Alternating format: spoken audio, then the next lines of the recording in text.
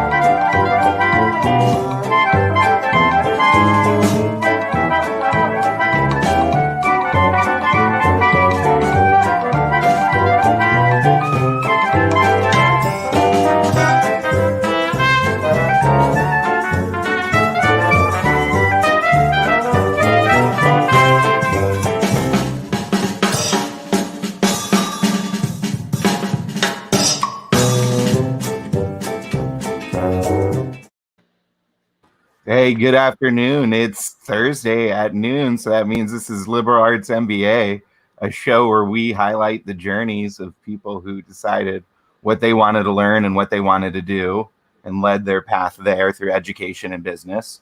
I'm Jacob Sager, coming to you live from Austin, Texas, and I'm drinking some coffee in a cup that my wife gave me to Father's Day one year that has pictures of my kids. Oh, you're so cute. Hi, everyone. I'm Sarah Sands, coming to you live from Houston, Texas, where I still have the beauty of my aunt's artwork behind me. And it's funny because I think I inspired you, Jacob, because my quippy thing was going to be that I'm also loving on my caffeine addiction, but I'm a little bit sick today. So I've been green tea, honey, and lemon all day. So I'm That's not a sure healthy choice. Thank you. Sometimes I make healthy choices. It's new for me.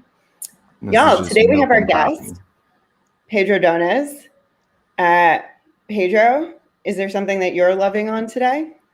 You know, I myself am also a little under the weather, and I moved last minute, so my beautiful bottle of water is over there. So I'm just gonna wave to it and hope it's still there at the end of the show. So right now, just loving on life and air, apparently. Go get it. Go get the water. Hydration is important. All right, I'll go get my water. Go get it. And while Pedro's getting his water, Jacob and I are going to jump right into it. Welcome, community. So yeah, I just want to say thanks for joining us. If you're watching right now or in the future, you're watching us on LinkedIn through my profile, Jacob Sager. Or you're watching us on Facebook through our Facebook page, Liberal Arts MBA, or on our YouTube page, Liberal Arts MBA. You might also find us on Twitter and Instagram under the exact same handles, and we'll be linking back to these episodes, as well as Sarah's going to make sure she has all the notes to link you back to the guests and the things we're doing it. So please like our pages on Facebook and LinkedIn, and subscribe to our YouTube channel, and you can catch episodes there on your own time. You can also comment later on, and we'll still try to be in touch and comment back. Also, Sarah and I are working to build out our vision for this work, and we want to keep our community at the heart of it. So she has put together a survey that you can get linked from us through our tweets and our posts. And so Sarah can get you more into that, but we'll have a survey there, and we'd love to hear your voices and connect more intently with our audience. Yeah, so we're going to be releasing that survey in the next day or so stay tuned for it. And like Jacob said, we have been sharing with you what we think our vision for Liberal Arts MBA is, a community that's really devoted to cultivating transformative spaces that allow people to pursue their own journeys and share them with others. But we want to know what we can bring to you. So that survey will be out soon. We thank you in advance for taking it, as it'll help us continue to develop what we think Liberal Arts MBA is. So obviously today, Pedro is at the heart of this episode. And to set us up, we're going to show some love to liberal arts and a tidbit of MBA to get all of your hearts racing. So our liberal arts segment for today, this actually comes from the We Are Supported by podcast, which is with Kristen Bell and Monica Padman. They are best friends. And they interviewed Oprah, and Oprah had to say, do the thing that speaks directly to you. You just do the thing that is going to bring energy to you. You take the thing, not where you're going to ask, what am I doing here? Why did I say yes? You take the things that really spark your interest, spark the desires in your heart, spark your expression so that you be authentically, fully present and yourself. You're not doing it for somebody else. You're doing it for yourself to help somebody else. And that comes to us today from the great magical goddess that is Oprah Winfrey. Excellent. Yeah, and that really speaks to me today because, you know, Pedro, your career, so much about your career has been about finding that thing that gives you energy and gives you joy. And I heard Oprah say that, and I figured like Oprah is an OG and you're an OG, so obviously those two go together. But that really spoke to me about like the journey that you have shared with me and Jacob, and that you're going to share with our community today. And so that's it's funny because growing up, I was like, you know, I want to be one day, I want to be a plug. I want to be the plug. You know, everyone always has a guy that can get them a thing or do something. And I always, you know, to be called an OG is funny because, you know, sometimes anything that dates your experience could be seen in a negative way. And no, the way you say it is great. Like I am entering this phase in my life and career where I'm trying to be very empathetic to people's plights. You know, it's real, you hear a lot of motivational stuff and a lot of people just like, you know, stick to it and do this and that. And that's hard to do sometimes. Sometimes it's just hard to do. But reminding people that it may not happen overnight. It may not happen in a time frame that you feel is dictated by society, but you have the potential to do something you love and get paid for it in a currency that you've validated. You know, yeah. So that moment, you know, when you say it like that, you bring us to our MBA tidbit for today, which comes from the OG Peter Drucker. And this made me think, I thought of this after our conversation last week. And he says, only 3 things happen naturally in organizations: friction, confusion, and underperformance. Everything else requires leadership. So I read that quote. This is from Peter Drucker. I don't know what book or time he said it in, but it was making me think about your compassionate leadership and your real whole human approach that you take to both the teachers you work with and who work under you, as well as the students you work with, and that you're going to question the system and not make it, you know, not just accept that like this is the way that we're doing things, because, you know, it's just there's all this friction and confusion. Like, let's stand up and be the leader here. So I like that quote. It made me think of the Pedro Dones I've met so far. It's like weeds. You know, they always tell you the one thing that's going to grow in your garden is weeds if they're not tamed. And you can't eradicate weeds. They're going to be there. What you can do is decide and plan on how you're going to deal with those weeds. And knowing that you can't rest when you think those weeds are gone. Oh, I killed all the weeds this season. Well, guess what? It's going to be spring next year too. Like, what are you going to do when that happens? What are you going to do when the things that worked last spring don't work this time? How are you going to adjust? How are you going to adapt? And while planning all that, how are you also going to give yourself an opportunity to recharge and recalibrate when things aren't going the way, not that you planned, but the way you envisioned? You know, the difference between the way you planned and the way you envisioned. Because I don't think anyone sets out to make a plan and at the end is like, this plan sucks, I'm going to do it anyway. Everyone goes through all these steps and like, this is my plan, and I can see my plan, and my plan looks excellent. And then when it starts to happen and it doesn't match your vision, those are 2 separate things, and you got to be okay with that. Yeah. That is a perfect pivot point. Speaking about pivots and how we pivot, let's pivot, shall we? Pedro has already been talking to us, so I'm going to give him a formal introduction right now. It is my sincere privilege and pleasure to introduce to you our liberal arts MBA community, Pedro Dones III. Pedro and I met this past year as he was serving as one of New York City's 19 Big Apple Awards Teacher Fellows. And I just want to contextualize that a little bit. That's the city's Teacher of the Year program.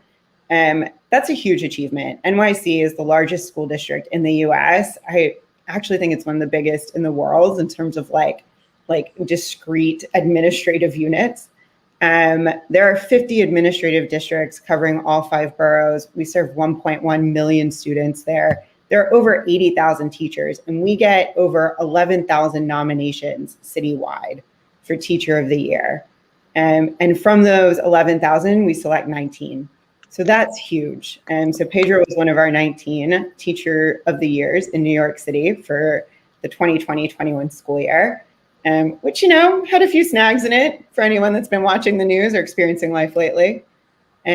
Pedro has a degree in communications and media study from Fordham University, and then took a fascinating path, sales at Verizon, then a jump to teaching middle school math, where he's moved from teacher to teacher leader, and now he's a master teacher for a school community in the Bronx. That's the Academy for Personal Leadership and Excellence. He's also a pro wrestler, and it's Pedro's lucky day, because if it were my father here and not me, we'd be having a full psychiatric evaluation. But in any case, welcome, Pedro, to the show. That all sounded so dope. You did it. Well, I mean, I heard Anderson Cooper says you're cool, that you're a hero. What's that about? My guy Coop. First of all, thank you. I think hearing that it's still kind of like, it never really set in. It's something that still amazes me, and it's something also that I'm proud to boast about. Like, we get, sometimes, they tell you to be humble, they tell you to have humility, and that's all well and good. But if you put in the work and you have the ability to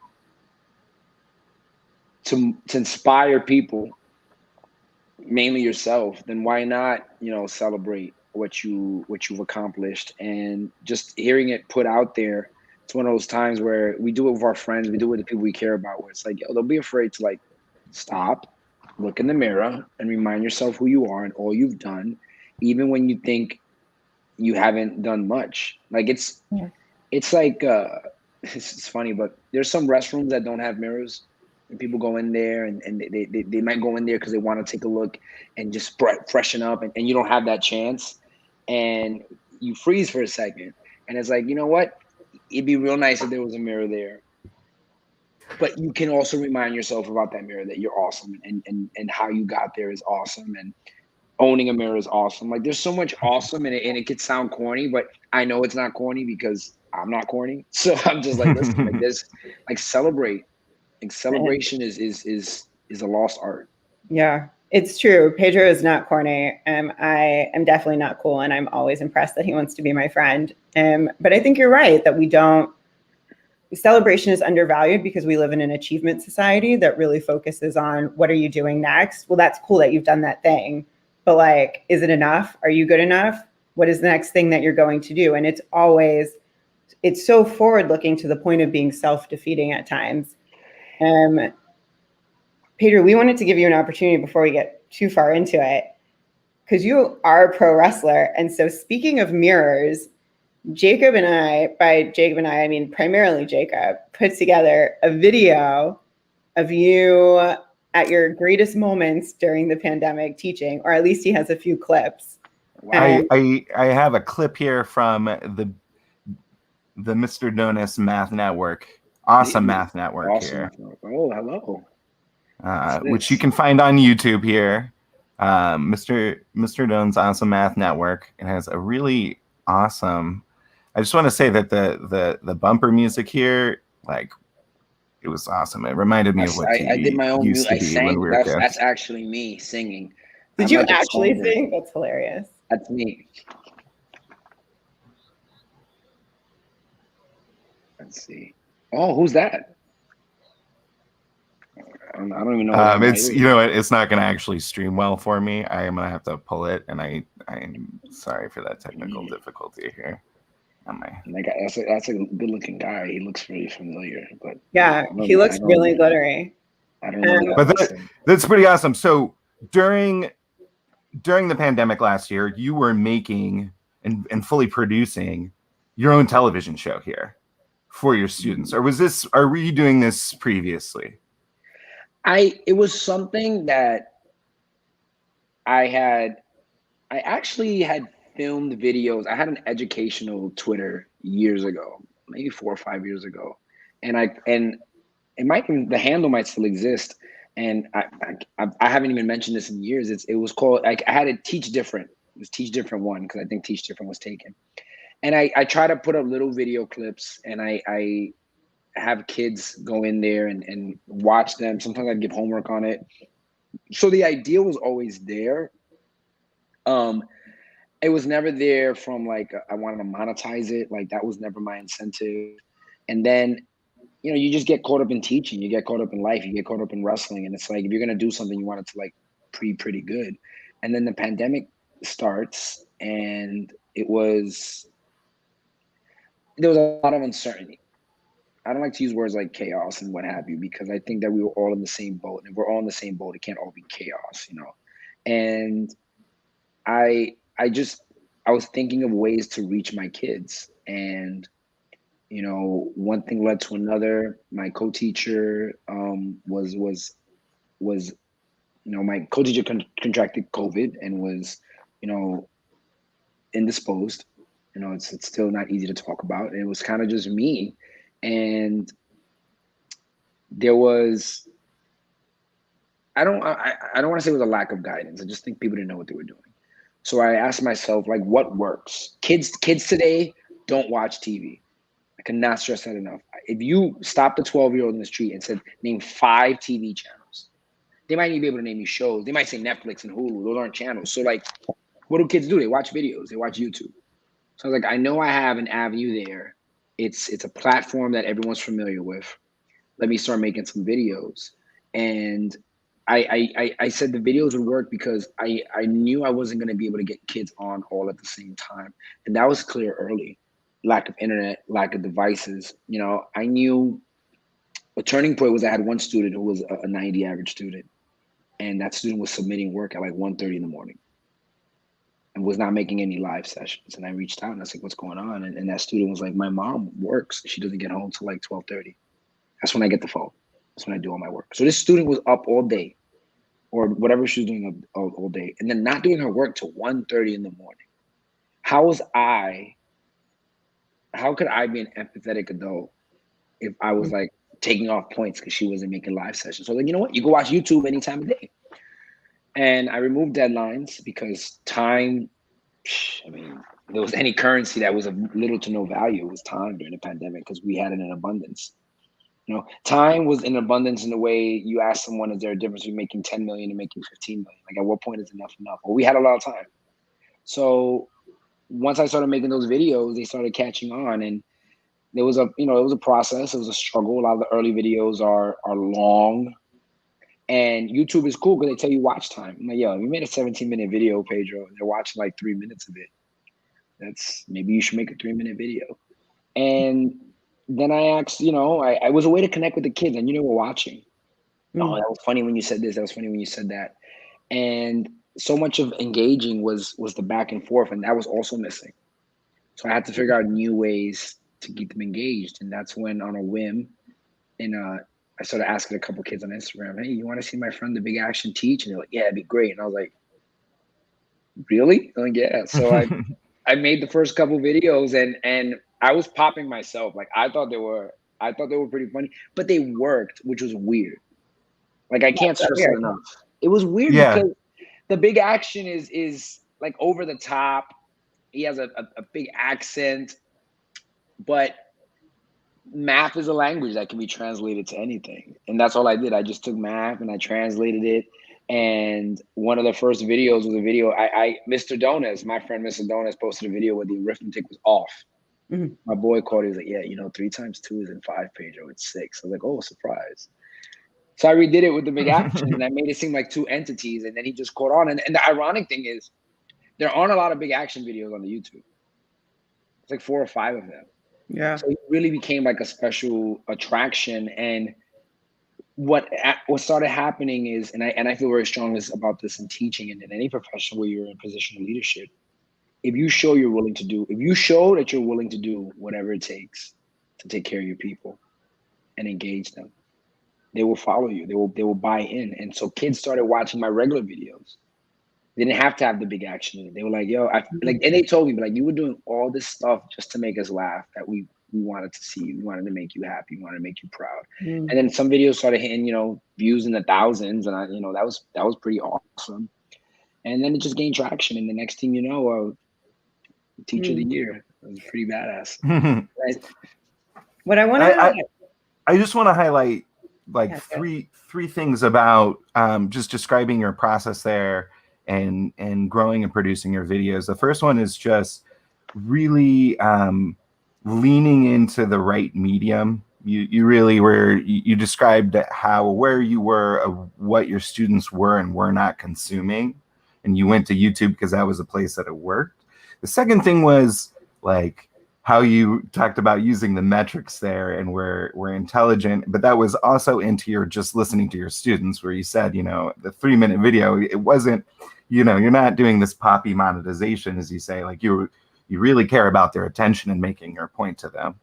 And then lastly is the best part of it all, which is like the actual content that's you, and having the, you know, having the Mr. Dones, and then having you as the wrestling persona, as the big action come in some of the episodes, but that as a piece of all of it makes it all like deeper for the community and engaging in this asynchronous real life relationship is awesome. I mean, that's like, as you know, we're here starting our own show. Like I'm just like sipping at your feet here. Like that's amazing community engagement there. That's cool stuff. It's funny because I what's been successful for me is embracing the joy that comes with being creative, and just being okay with something not necessarily making sense. And I'm a long range like thinker when it comes to stuff. Like all the stuff I was like, it's like, for example, you using the word produce. That's the first time I've ever heard someone say you produced the channel. I'm like, I did. I directed, I produced, I wrote the script, like, but I didn't see it that way. So sometimes people might be like, I want to make a YouTube channel. All right. Well, what camera are we going to use? Who's going to produce it? Who's going to, like, just start sometimes. Like, start the building of what you want. And sometimes those things will come in organically.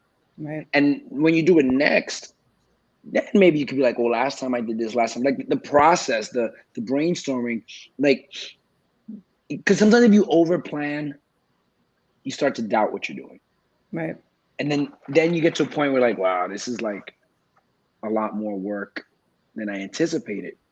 And I had several times where like I had one stretch where I would stay up from 8 o'clock at night to 1 a.m. on a Sunday. And I would have 5 different outfits. I started with a beard and shaved. So one had a beard, one had a mustache, one had this, one had that. And I put them out of order. So it like the illusion was that it was out there. And I didn't set out to sit there for 5 hours. I was just like, hey man, I could probably make myself a little more efficient if I do it this way. Some people might have sat there and been like, man, this is gonna take this thing. And again, there's a lot of merit to that. But sometimes just do stuff. Too many people, I feel, hinder their ability to do things because they're afraid of all the other stuff that's gonna happen. But what they're really afraid of is at some point being like, no, I don't know if that's a good idea. Like that's silly. Missy Elliott was talking about how she likes to be in the studio by herself. And she said, people like, could you imagine being in a studio with judgmental people and you spit like random lyrics? And she started singing Michael Jackson songs. She cited Thriller. She was like, could you imagine if someone was like, yeah, Michael, I don't know if people are going to buy a song about zombies. Because sometimes that's what it takes, someone to be like, I don't know about that. But one of the best songs Michael Jackson made is a song about zombies and Halloween and the video. And it's like, how many people would have been like, that's ridiculous? And then you lose something that's beautiful. Like, it doesn't always have to make so much perfect sense. Yeah.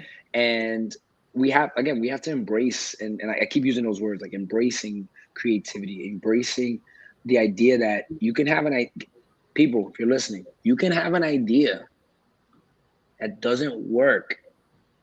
But from that idea that didn't work, find out another idea or get a new inspiration, a new muse. Right. So I'm sorry.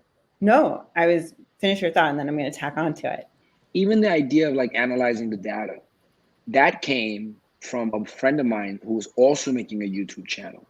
My friend Joe, he was making a food network, the Car Jomez, he's my buddy. And he was just like, you gotta look at the metrics page. You gotta see who's watching. You gotta see when they're watching.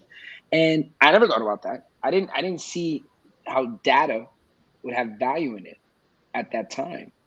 I didn't think about that. And now I take it into consideration, but I don't let it be the be all end all of my existence. So if my friend Joe DeLeo's out there watching, I continue to thank you for, being a friend to me through this, because it was a lot of aloneness during that time.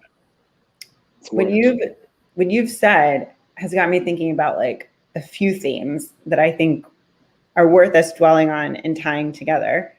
But like so often, what you're talking about as a process is related to teaching and to being a teacher. You were designing these things for kids. And so often the public discourse around teaching has nothing to do with empathy, has nothing to do with creativity, has nothing to do with kids and their needs as humans in that context. And it certainly doesn't have anything to do with recognizing the needs of teachers as humans and professionals and people that should go to work and enjoy their job and take pleasure and pride and find love in what it is that they're doing. Teaching is actually a loving, humane process when done well. It's a creative process. But what we've done with it in the way that we talk about it is try to routinize it to the point that there isn't joy, that it's metrics, that it's data for the sake of data, that the creativity, if you're really good at it, maybe the creativity is there, but like what's important are the standards. What's important is the content, and not necessarily that like human to human interaction and the love that goes into that. And Pedro's heard me, actually, both of you have heard me say this before, that like, the learning environment is the teaching and leading environment. And if we don't care about teachers and the environment that they teach in and the way that we grow them as professionals and as humans, then we certainly can't care about kids, because those environments are the same. They're not just symbiotic, they're one and the same. And so breeding creativity and environments for creativity and failure and trying things for teachers and letting the data inform that, but not always have to drive that, is really valuable, because then that's how we'll approach it with kids. And what I'm hearing from you is like the process in growing the way that you taught during the pandemic, which is really a reflection of the way that you teach all the time, is actually fundamentally rooted in like, how do I engage with people one-to-one? How do I meet them when they're at, where they're at? How do I use the tools available to me to do that? And how do I bring what is important to you, Pedro Dones, empathy and compassion and love and joy into that process, so that they're not separate, but they're one and the same. That's what I started to hear from that.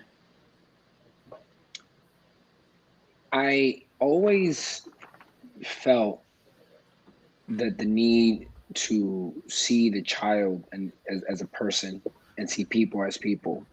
A few years ago, I was teaching at a school where a student who I had 6 weeks with, and I in those 6 weeks, you can make a powerful relationship in 6 weeks.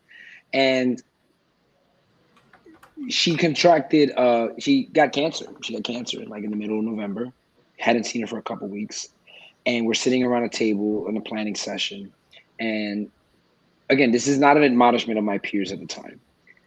But when the principal told us in the meeting that this kid had cancer, like I started weeping, like I was crying. And my mother had breast cancer, she survived, which is awesome.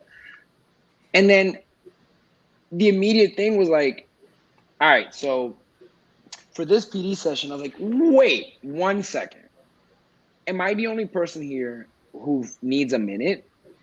Like, is this how we're going to handle this? Are we not going to discuss how we are going to break the news down to her colleagues, her kid, her students, her classmates, to our colleagues? It's just, oh, by the way, this 15, 16-year-old girl has cancer. We don't know where we're going to see her. And we're just going to, it blew my mind. It made me angry. Now I know that when I feel that, if I ever feel that, I need to take that anger and I need to channel into something productive. And because I always came from that point, that the content is the least important thing. And the same thing I teach in math, you guys learned in math. 10 years ago, whatever it was. But then the pandemic happened, and it all became about love and support and all those things. And because I was validated in that thinking, as we try to pull out of it, I am now more than ever going to be like, no. We're not going to go back to what the status quo is. We saw it worked. Like, no, you guys gave me a trophy. I have this trophy that says that what I was talking about 5 years ago works. That mirror of your accomplishments. And can't have it. Pedro, I want to pivot here because a really important part of understanding your perspective and what you bring to the classroom and what you bring to your role as a teacher leader in your school, I think, it always starts with where we came from, right? Our stories. And a big thing for us is giving people the opportunity to share those stories. And you have a very unique one. So I want to take a moment to give you the opportunity to take us on your journey to the classroom and to the place where you're at now. So let's start where we start with everyone. You grew up in the Bronx. Your dad was a superintendent in an apartment building in the Bronx. Yeah, still is. And you decided to go to Fordham University, which for those of you who don't know is also in the Bronx. According to Pedro, you don't leave the Bronx or bad things happen to you. And you went to Fordham for communication and media studies, which is not teaching. And what drew you to Fordham, and how did you decide communication and media studies? How did you get there? So I grew up a big Yankee fan, and during my 4 and Bull years, the Yankees were good. And, baseball games end late.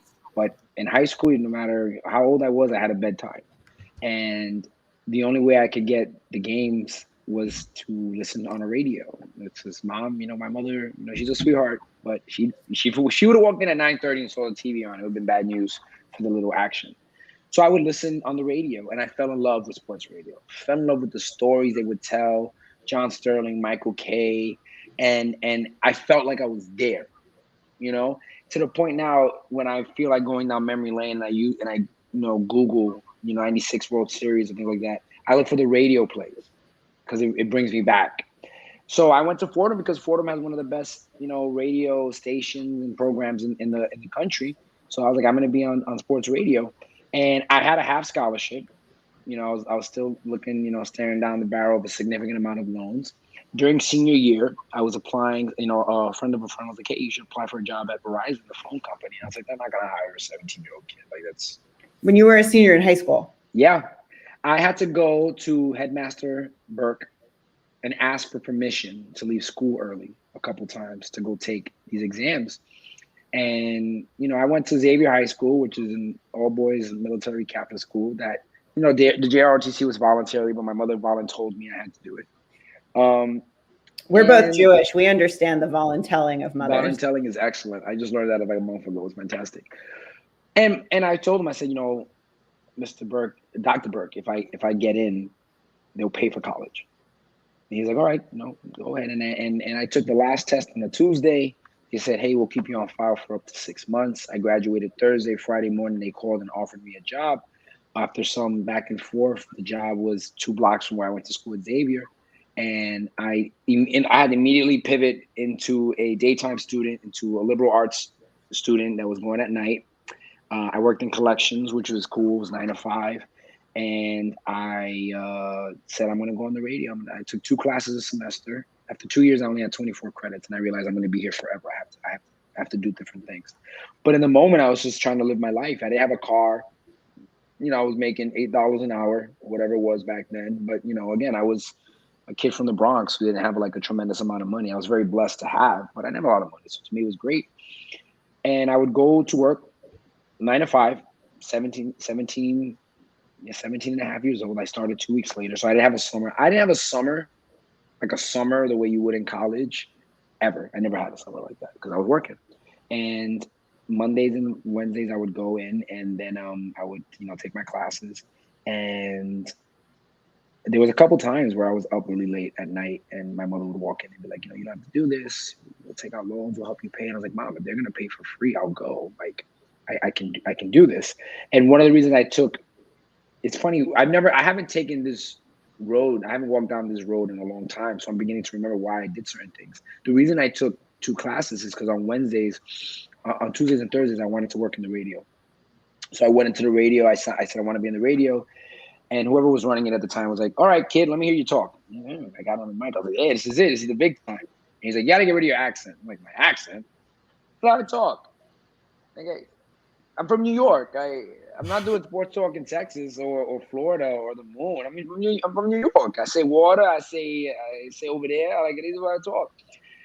And then it was like 2 a.m, and he was like, all right, I need you to put these tapes away. I was like, tapes? What is this grunt work that I didn't know? And when all of those things were added together, it wasn't as glamorous as I thought it was going to be. And I think that sometimes leads people to not do stuff. Like, teaching is not glamorous. Most things that require a lot of work aren't glamorous. Wrestling's not glamorous. Those 12 minutes that you're in the ring are fantastic. The 8-hour road trips, stinky cars and knee pads, the okay paydays, that's not. But when you're in the ring for 12 minutes and you get to shine, just like when you're in front of the kids, that's when it counts. So now I was like, crap, what am I going to do now? That's why I went here. So I just kind of pivoted to, like, you know, I like being in school. I like learning. So I stayed in school. And after 2 years, once I realized I wasn't going to graduate forever, I went from having 24 credits after 2 years. I got a car, Game Saver, and I got 56 credits in like a year and a half. I was just taking everything while working full time. I wasn't wrestling at the time. And 9 to 5. And then I would take the train up to the Bronx, pick up my car around 6, drive across the Bronx, go to class from 6:30 to 9:15, jump in the car, get home around 10 o'clock. Like, I didn't watch any TV for like 6 years, which people laugh at. Like, I just watch Marvel movies now, but I didn't have time. I didn't have time to watch TV, especially when I was taking 4 classes a year. And after 6 years, I got my degree, and I was relieved. I was like, wow, I'm going to have all this free time. And I entered year 7 at Verizon. I was at top pay. I was doing pretty well. And I was bored. I had no purpose. I had no fulfillment. I was just working on the phones. And I did not know what the next step was. Like I said, I didn't do the radio thing. I had no plan. So I kind of just chilled for a year, you know, moved in with a girlfriend at the time. And then I lasted a year. And then I said I went to WrestleMania. I was blown away. It was my second WrestleMania, and I had a friend of a friend who was like, hey, I know a guy who was at school. And next thing you know, I was in Brooklyn, you know, signing up to train as a wrestler at Johnny Rod's and Gleason's gym in Brooklyn. And 6 months after that, I left Verizon. I took a buyout package at 25. I would say 95 to 99% of the people told me I was crazy. Where you going to get a job where you make $35 an hour? You're going to lose benefits, you're nuts. And I said, you know, when I got here at 17 and a half, this carpet was gray. That stain was still there. That digital clock was there. That couch is the same couch. That painting is the same painting. And you guys are complaining about the same stuff in 2007 that you did in 2000. I'm not meant for this. Never said I'm meant for more, because that would insinuate I was better than them. And I never think I'm better than people, but I needed more. Right. And at the time, again, friend of a friend was like, hey, you can apply to be a teacher. Being a teacher sounded, I'm gonna keep it buck. It sounded easy. Cool, all this time off. You work from 8:30 to 2:30. All the things that people who aren't teachers think goes into teaching. So I took a severance package. My last day was, I think, December 15th, 2007. I applied for these programs. I got my sub license in March. I applied for Teach for America. I applied for Teaching Fellows, and I was like, cool. I'll start in September. And then I hit a little snag, and where I didn't get into any of the programs. Snags in the plans. Yeah, and I was like, this is not great. It's not what you want. Why do you think you didn't get in?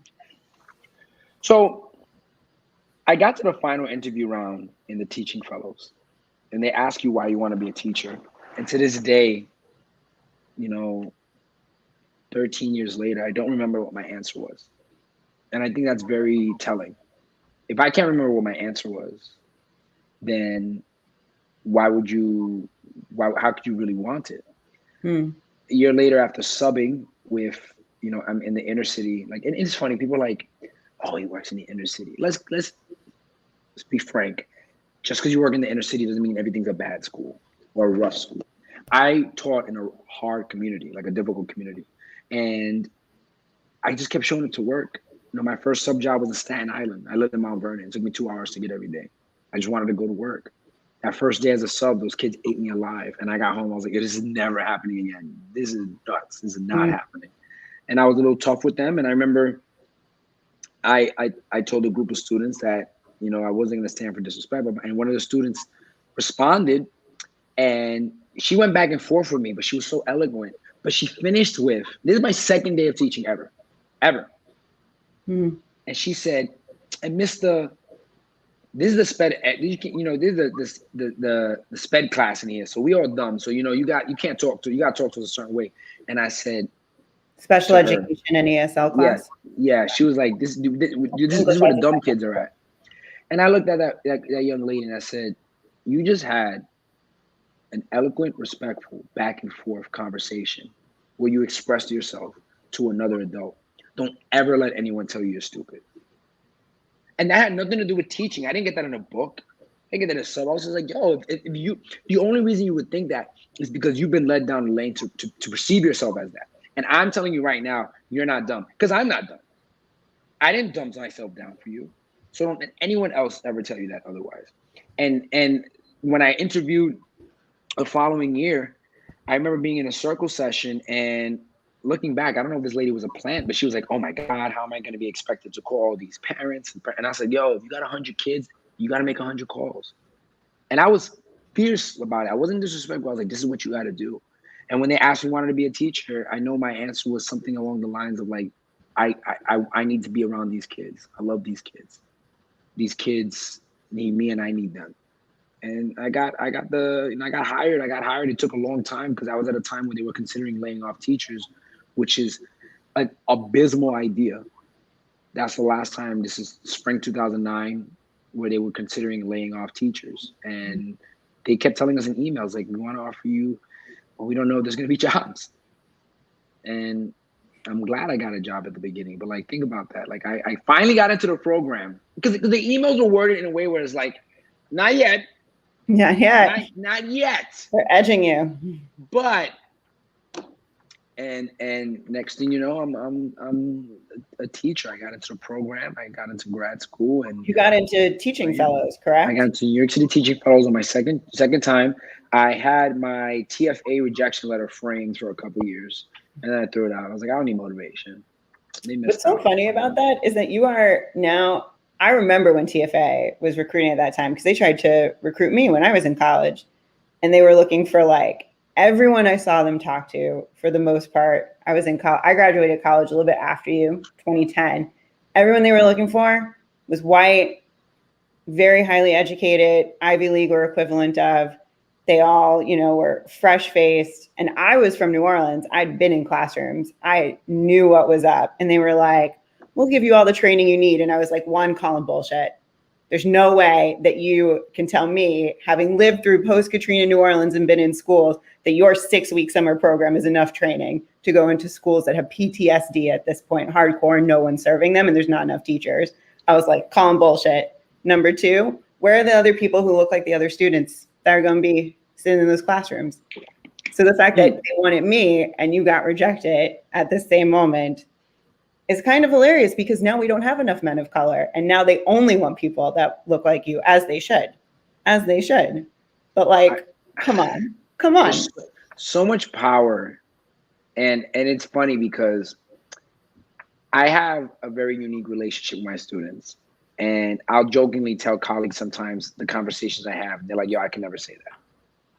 And it's both funny and sad. It's like, yeah, like you can't for certain reasons, and you can. And I will tell kids sometimes, after giving them, you know, after pontificating about something, I'm like, yeah, but don't listen to me, you know, the Puerto Rican math teacher that grew up 3 blocks from here that's making a difference. So why? What do I know? Like, there's power in that. Right.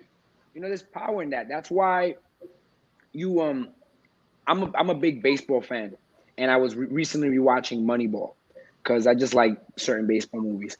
And there was this transition in baseball where it became a lot of analytics, and they started hiring genius minds from, you know, economy majors from Yale and Harvard who had no baseball experience. and would stick numbers in a computer and quantify it, and like, this is how you get the best baseball team. And in theory, it makes sense. But what happened was the games got boring because everyone had the numbers, and you had low scoring games. You had lots of strikeouts, and what happened was, it's like, okay, I get it. I want to win too, but what are we sacrificing in just pure entertainment and enjoying yourself and bringing love to a game? I can't bring my 6-year-old son to a baseball game. He'll fall asleep. They're boring. Everyone's doing the same thing. And that's what happens sometimes in school.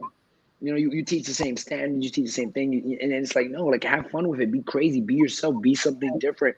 And on one hand, I understand, well, if we get the best and the brightest to teach, they'll create the best and the brightest, and that's not always accurate. It just isn't. There's some things you can't quantify. I'm going to pivot in a second. I just want to say that I love in your previous story about, you know, wanting to be a radio announcer and them telling you that you were too much yourself and that was not appropriate for radio, that in teaching, you've actually carved out a place where being authentically yourself and showing up as both Pedro Dones and the wrestler is like so wholeheartedly you, that you like found a space for yourself where some other place that told you it didn't belong. I want to pivot to, you became a teacher leader. So in 2013, I'll give a little bit of context for our listeners.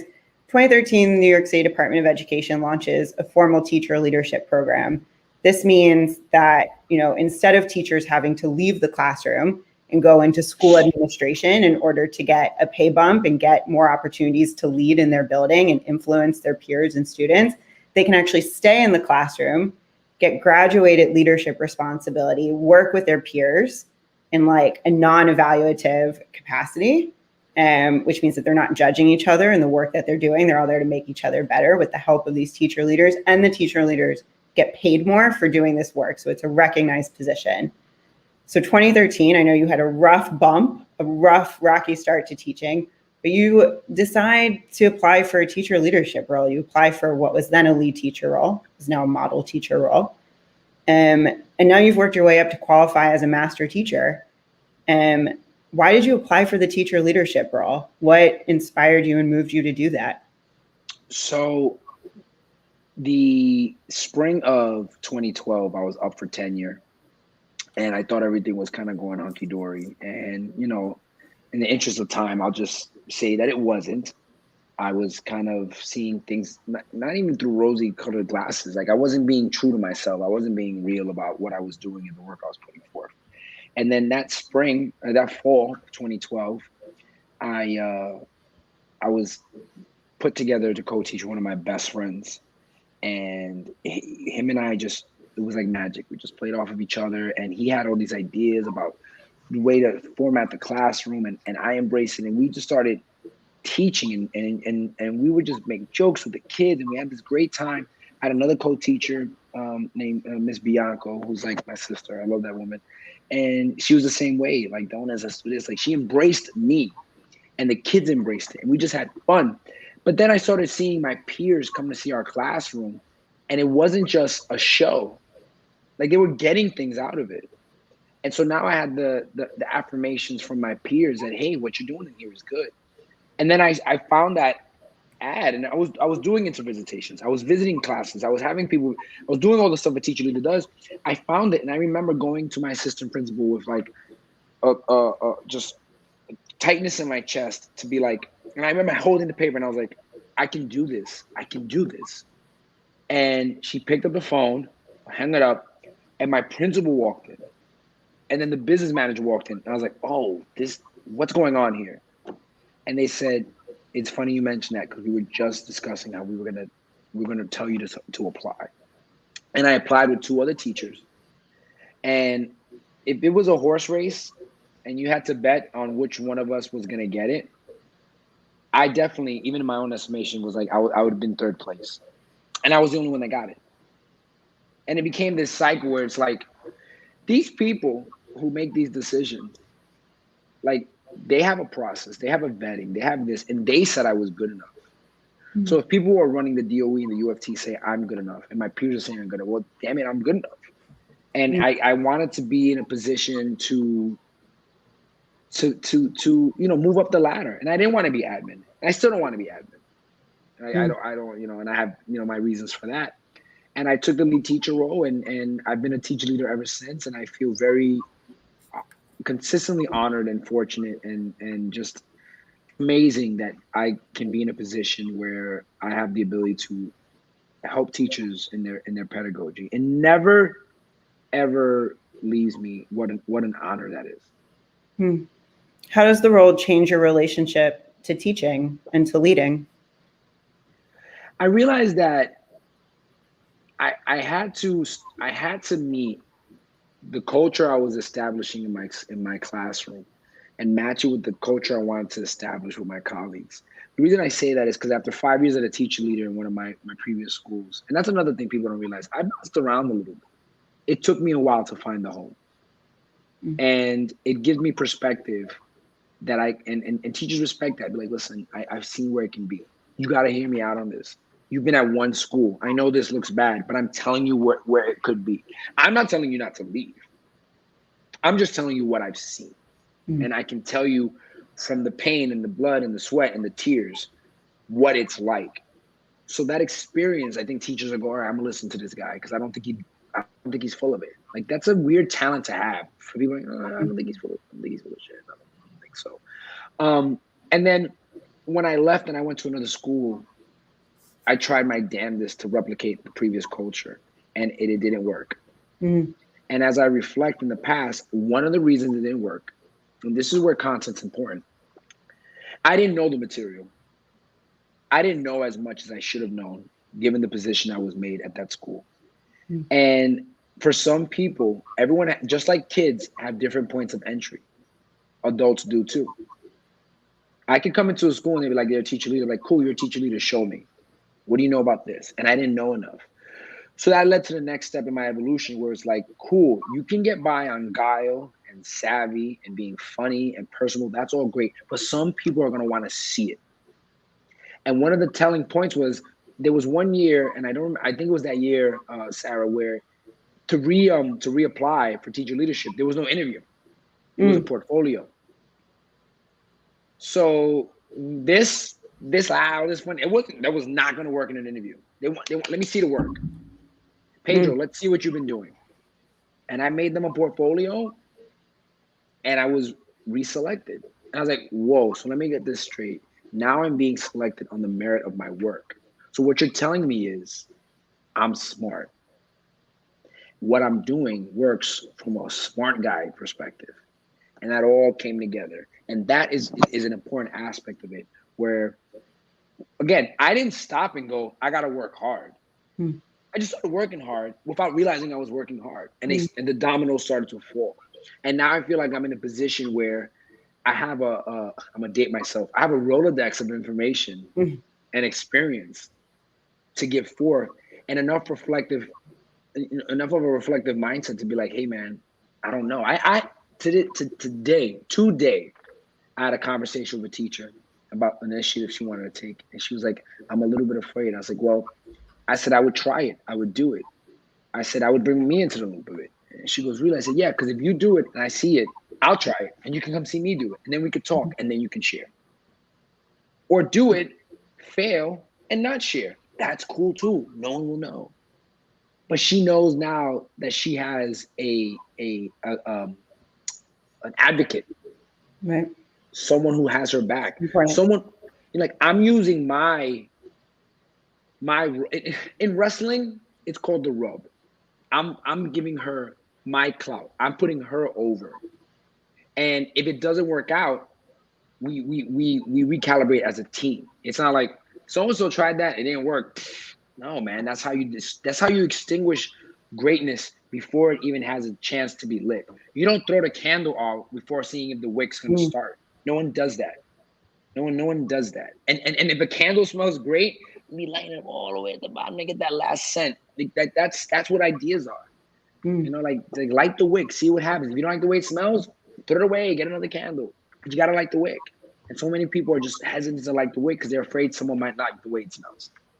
So I want to point out something that I've noticed in the way you talk about both the adults you work with and with your students as well, which you seem to really always get to what people like and what they don't like as this like unpeeling of, so you can like be clear on the motivation or get back to whatever the task is at hand to manage a conflict. But it's also this like deeply just the empathy driven approach of knowing people and then like knowing where their attention and desire is.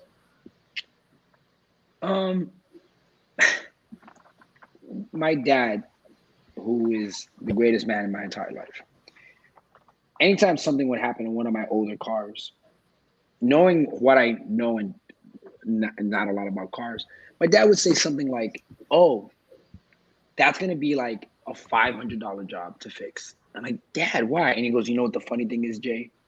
The piece that we have to change costs $5. But to get to that piece, we got to drop the whole engine." People are like that. Some people, the problem is right there. You open up the hood. Oh, it's just this. It's just 1, 2, 3. Sometimes it's like, yo, we really got to drop it and see what's making that sound. And every mechanic has to be able to go, all right, this car is going to take me an hour. This car is going to take me 7 hours. This car is going to be 1, 2, 3. This car is going to take this. But at the end of the day, we're trying to fix and see what the problem is and what makes it tick. And people are like that. No one just wakes up making sounds and choosing violence, as they say. Like, there's always something that digs in deeper. And again, if there's anything this 1.5 years has shown us, you can't just be like, pull up your bootstraps and get to it. What if the kid don't got boots? What if the kid can't get to you because he's got, athlete's foot and no socks like that? Not everyone has bootstraps to pull up. And you got to be willing to help them either by giving them a pair of boots or teaching them how to get a pair, reminding yourself that shoes don't fit. Like, Sarah, I know you spent time in schools and stuff. I remember one year I bought a kid a pair of shoes. And this is nothing new to teaching. Shout out to all the teachers out there who have done things that don't fall in the handbook for their kids. Buying shoes, buying clothes, buying food, stuff like that. And I got the kid the shoes and I knew they didn't fit. And he was like, no, they fit. And I was like, hey, listen, I'm not going to like take them back to the store and I'll take them back. Let me get you a size that fits. And he's like, yeah, they're a little tight.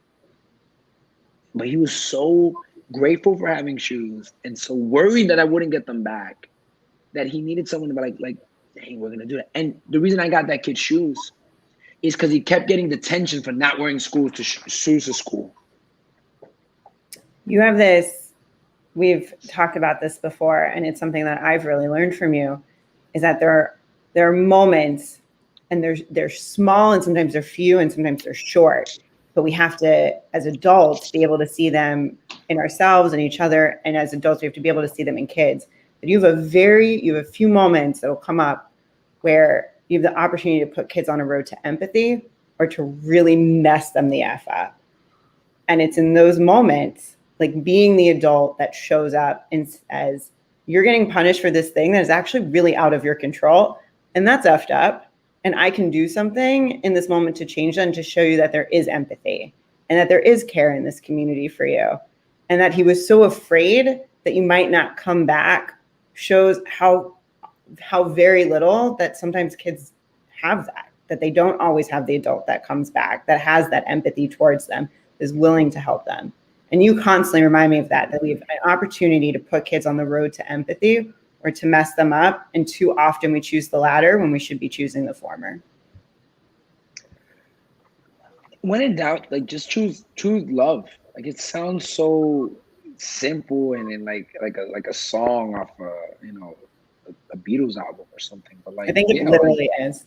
Yeah, all you need is love. Like what was I supposed to teach that kid? Like, you gotta do whatever it takes to get shoes. Like, and how is that any different than getting a kid to do whatever it takes to get 100 on a test or whatever it takes to do homework well? Like, is there a difference? Like, at the end of the day, it's all about getting that kid on the path. Because one day that kid is gonna be in a position to help somebody else, and they're gonna look back in their Rolodex, and even if their life is littered with examples of being completely demoralized, even if there's one or two, they're probably gonna err on those. Like, yeah, I could be a jerk like this guy, but I'm gonna remember that time Mr. Donus bought me a pair of shoes. I'm gonna remember that time that, you know, Miss Bianco got me a pair of pants or paid for me to go to the movies. You know, like things like that. And also being brave enough, and I've done this a lot, where I've told teachers like, yo, oh, so and so, like, cool, you can do that if you want. But why you get them pizza? They didn't earn it. Like, well, why can't I just get them pizza? Is there like a pamphlet that says like when you reach a certain level of behavior points, you get pizza? Like, I don't know where that came. I bought them pizza because pizza's cool and they're cool. That's it. Like, why does it always have to be this? You got to do this to get this. Like, yo, just rock. Like, just enjoy yourself. Like, enjoy it and show them compassion. Kids are gonna model. Kids take on the personalities of the adults around them and the decisions they make. And kids have so many adults telling them what to do. Like, we're adults, right? The number of adults that tell us what to do is very limited. Kids have so many adults telling them what to do. Parents, uncles, aunts, older brothers, older sisters, teachers, younger brothers, younger sisters, principal, blah, blah, blah. The crossing guard, the guy at the store. And like, yo, how am I supposed to listen to all of you at once? I'm going to tune you all out. Yeah. But if you're that adult that shows them love, they're going to listen to you. Yeah. We're going to transition to rapid fire, but I just want to say that is a great point to end on and brings us back to right where we started, which is that to recognize each other's humanity doesn't require that we have a threshold. You don't have to pass a threshold to be seen as human. You don't have to pass a threshold to be acknowledged, to be celebrated for being a person on this planet, surviving every day. There's no threshold you have to cross in order for us to love each other and show some humanity. So I think it's where we started. It's where we're ending. Let's do some rapid fire. Jacob, you want to? Yeah. So someone's making you a playlist. You get to choose. What are your top 3 songs, Pedro? Wow, this is rapid fire, and so there's a song by artist named Desiree called "You Gotta Be," and it's just I've been listening. I played that at like retreats at Xavier for my friends, and it's just a great song. Listen to it. "Unwritten" by Natasha Bedingfield. These are both songs that remix. Like they get me a little, it gets real dusty in my car when I play these songs, and